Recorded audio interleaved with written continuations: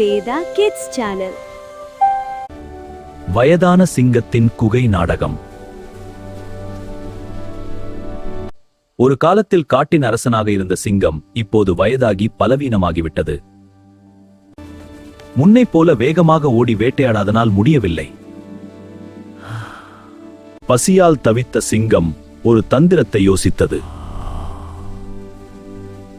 ஒரு பெரிய குகைக்குள் படுத்துக்கொண்டு தன்னை நோயாளி போல காட்ட முடிவு செய்தது.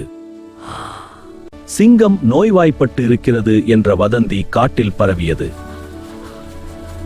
நலம் விசாரிக்க வந்த முதல் விலங்கு குகைக்குள் நுழைந்தது. ஆனால் அது வெளியே வரவே இல்லை.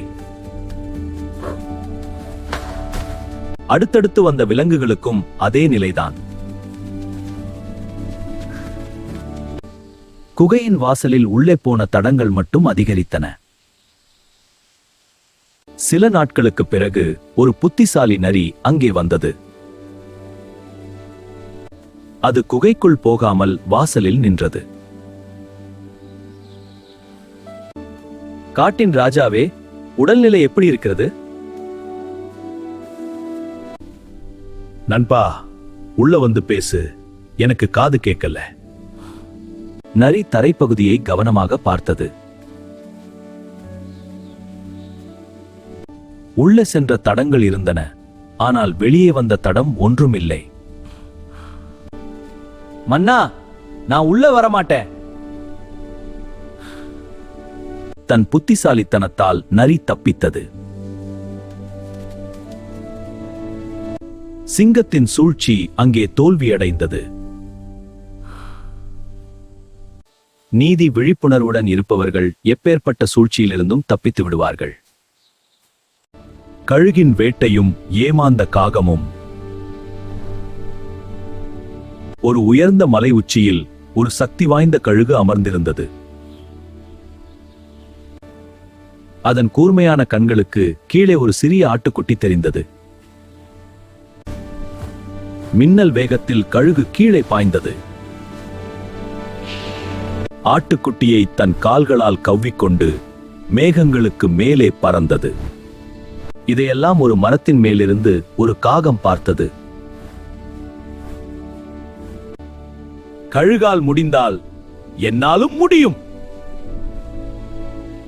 காகத்தின் கண்களில் ஒரு பெரிய ஆடு பட்டது. தன் சிறகுகளை பலமாக அடித்து காகம் ஆட்டின் மீது பாய்ந்தது. ஆனால் ஆட்டின் அடர்த்தியான ரோமத்தில் காகத்தின் கால்கள் சிக்கிக் கொண்டன. ஆட்டை தூக்க முயன்ற காகம் பாரம் தாங்க முடியாமல் தவித்தது. சக்தி இல்லாமல் காகம் கீழே விழுந்தது. அப்போது ஆட்டிடையன் ஓடி வந்தான். காகம் இனி பறக்க முடியாத நிலை ஏற்பட்டது. நீதி ஒவ்வொருவருக்கும் ஒரு தனித்திறமை உண்டு. மற்றவர்களைப் போல செய்ய முயன்று நமது எல்லையை தாண்டினால் ஆபத்து ஏற்படும். வேடனும் ஒற்றுமையான புறாக்களும் ஒற்றுமையின் சக்தியை சொல்லும் கதை. ஒரு வேடன் காட்டில் ஒரு பெரிய வலையை விரித்தான். அதன் மேல் தானியங்களை தூவிவிட்டான். புதருக்கு பின்னால் அவன் ஒளிந்தான். அப்போது பசியோடு ஒரு புறா கூட்டம் அங்கே வந்தது. அவை தானியங்களை பார்த்து மகிழ்ந்தன. அவை தின்னத் தொடங்கின. அந்த நேரத்தில் வேடன் கயிற்றை இழுத்தான். புறாக்கள் பயந்து அலறின.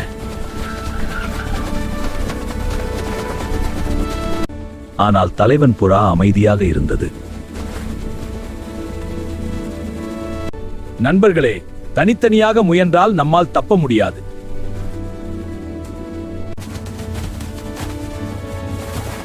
அனைவரும் ஒன்றாக பறப்போம். 1, 2, 3. அனைவரும் ஒரே சக்தியுடன் சிறகடித்தன. வலையே காற்றில் பறந்தது. வேடன் அதிர்ச்சியடைந்தான்.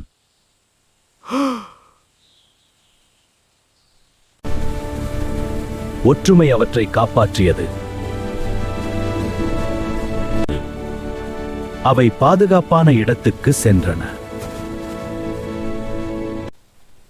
ஒன்றுபட்டதால் அவை உயிர் தப்பின.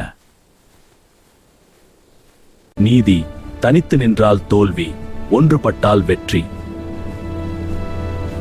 தங்க முட்டையும் பேராசை விவசாயியும் ஒரு பாடம் சொல்லும் கதை.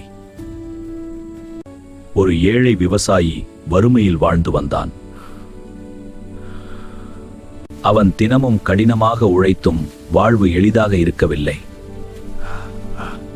ஒரு நாள் அவனுக்கு ஒரு அதிசய வாத்து கிடைத்தது. அந்த வாத்து தினமும் ஒரு தங்க முட்டையிட்டது. விவசாயி மிகுந்த மகிழ்ச்சியடைந்தான். நாட்கள் கடந்தன. அவன் பணக்காரனானான். சில மாதங்களில் அவன் வாழ்க்கை மாறியது. ஆனால் பேராசை அவனது மனதில் தோன்றியது. இந்த வாத்தின் வயிற்றில் நிறைய தங்கம் இருக்கும் என நினைத்தான். ஒரே நாளில் எல்லா தங்கத்தையும் எடுத்துவிட வேண்டும் என்றான். ஒரு கணம் அவன் யோசித்தான். ஆனால் பேராசை வென்றது. அவன் பெரிய தவறு செய்தான். ஆனால் உள்ளே தங்கம் எதுவும் இல்லை. அவன் செய்த தவறை உணர்ந்தான். தினமும் கிடைத்த தங்க முட்டையும் இழந்தான். அவன் மீண்டும் வறுமையில் விழுந்தான். பேராசை அவனுக்கு பெரிய பாடம் கற்றுக் கொடுத்தது. வாழ்க்கையில் பொறுமை முக்கியம். நீதி: பொறுமையின்றி பேராசைப்பட்டால் இருப்பதை இழக்க நேரிடும்.